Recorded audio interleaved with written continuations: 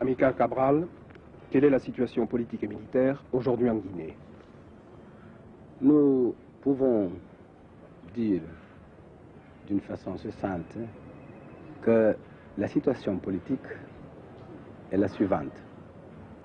Après presque 7 années de lutte armée, ayant libéré plus de 2/3 de notre territoire national, un État se développe chez nous, dans ces régions libérées.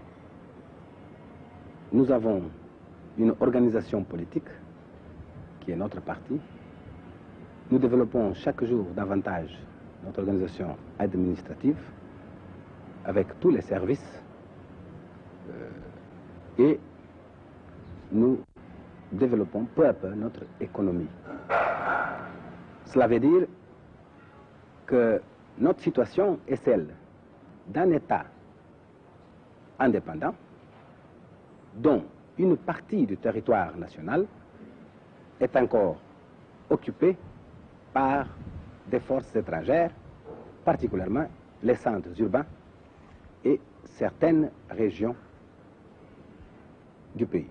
Et cette puissance administrante est devenue un terroriste qui bombarde les populations civiles de notre pays avec des bombes au napalm, au phosphore blanc et d'autres bombes, n'est-ce pas, qui fait des raids ou des attaques avec des hélicoptères pour tuer des enfants, des femmes, des vieillards dans les régions libérées, qui brûlent nos cultures, nos récoltes, surtout le riz, pour nous réduire à la famine, mais qui doit se reconnaître impuissant de arrêter la marche de notre lutte libératrice.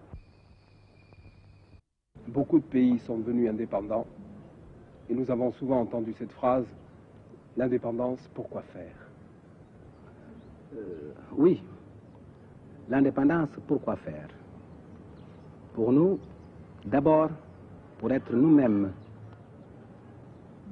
pour être des hommes africains, avec tout ce qui nous caractérise, mais en marche pour une vie meilleure et qui puisse nous identifier chaque jour davantage avec les autres hommes dans le monde.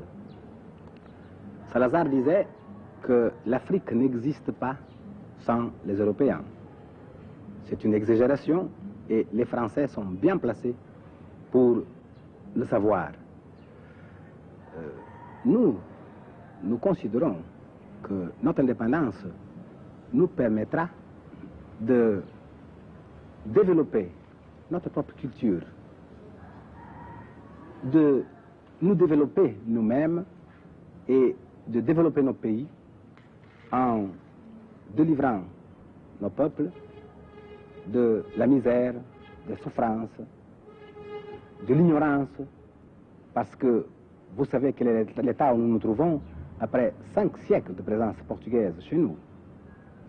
Nous voulons l'indépendance, pas parce que nous soyons des racistes, non, parce que nous sommes des Africains, des hommes africains, un peuple africain qui réalise aujourd'hui son droit à être indépendant, souverain, tout en ayant des rapports avec les autres peuples. Nous voulons l'indépendance pour faire chez nous tout ce que les autres ont fait chez eux et pour créer une vie où nous ne serons plus exploités par des étrangers, mais aussi nous ne serons pas exploités par les Africains eux-mêmes, n'est-ce pas? Parce que nous ne faisons pas une liaison entre la couleur de la peau et la capacité d'exploiter les gens. Vous avez déjà proposé la négociation. Nous avons toujours dit que nous sommes prêts à n'importe quel moment à négocier. C'est au Portugais de dire quelque chose, n'est-ce pas? Et comme nous parlons la même langue, c'est pas difficile de s'entendre.